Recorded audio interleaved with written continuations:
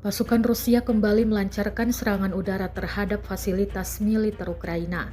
Awak pesawat tanpa awak atau UAV Molnia II dari kelompok pasukan Korps Angkatan Darat ke-44 Utara Rusia tampak merakit hingga berakhir menghancurkan sejumlah target militer di arah Kharkov.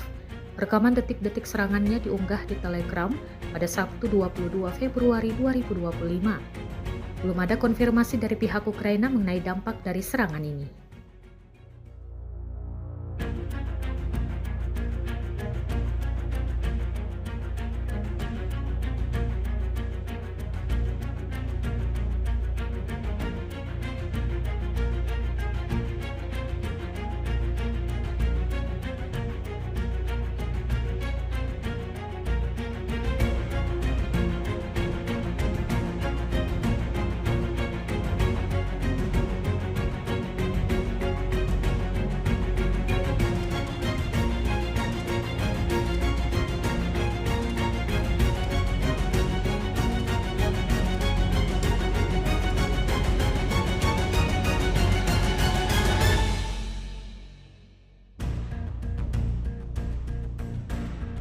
Download Tribun X sekarang, menghadirkan lokal menjadi Indonesia.